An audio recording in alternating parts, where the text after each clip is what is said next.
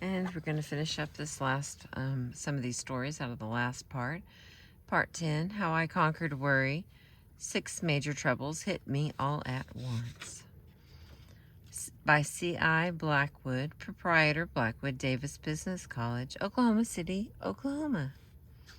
In the summer of 1943, it seemed to me that half the worries of the world had come to rest on my shoulders. For more than 40 years, I had lived a normal, carefree life, with only the usual troubles which come to a husband, father, and businessman. I could usually meet these troubles easily, but suddenly, wham, wham, wham, wham, wham, wham, 6 major troubles hit me all at once. I pitched and tossed and turned in bed all night long, half dreading to see the day come, because I faced these 6 major worries. Number 1, my business college was trembling on the verge of financial disaster because all the boys were going to war and most of the girls were making more money working in war plants without training than my graduates could make in business offices with training. Number 2, my older son was in service, and I had the heart-numbing worry common to all parents whose sons were away at war. Number 3, Oklahoma City had already started proceedings to condemn a large tract of land for an airport, and my home, formerly my father's home, was located in the center of this tract.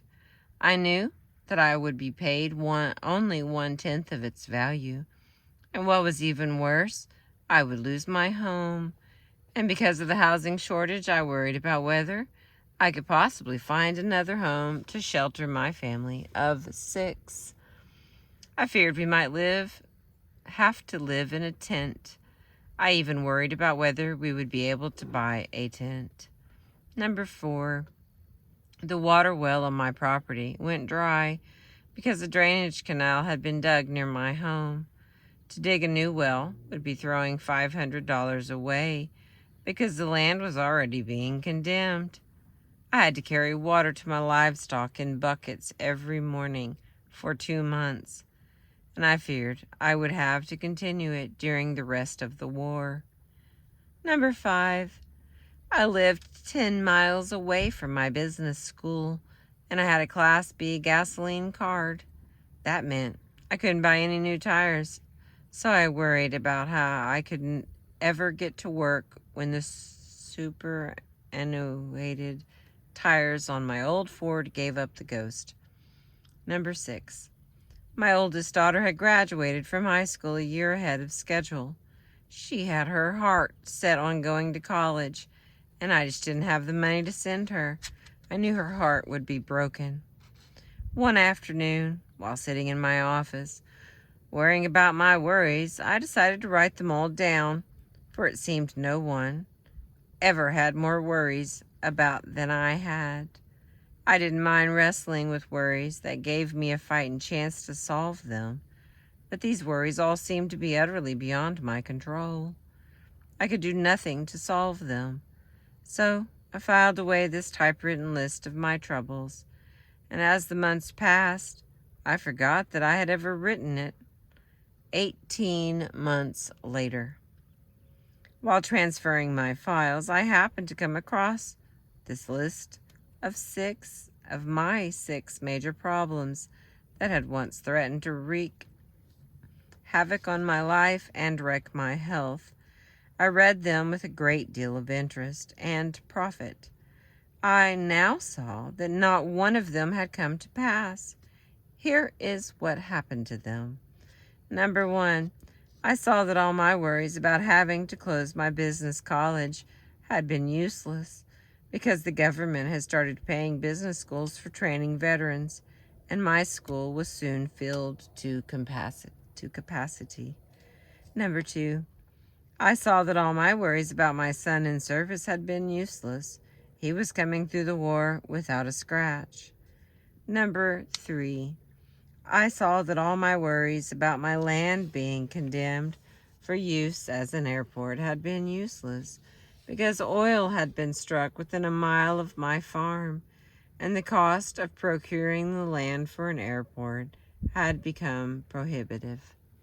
Number 4, I saw that all my worries about having no well to water my stock had been useless, because, as soon as I knew my land would not be condemned, I spent the money necessary to dig a new well to a deeper level and found an unfailing supply of water.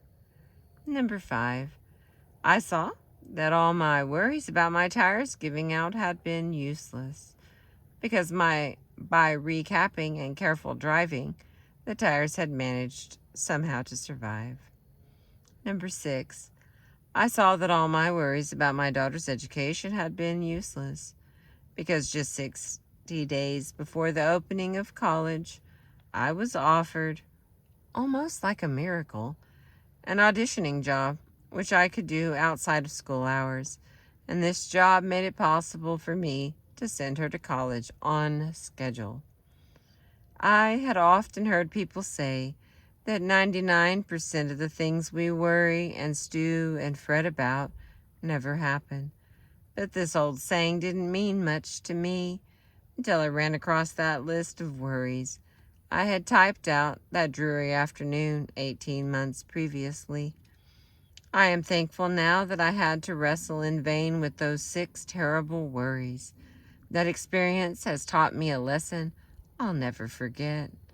It has shown me the folly and tragedy of stewing about events that haven't happened, events that are beyond our control and may never happen. Remember, today is the tomorrow you worried about yesterday.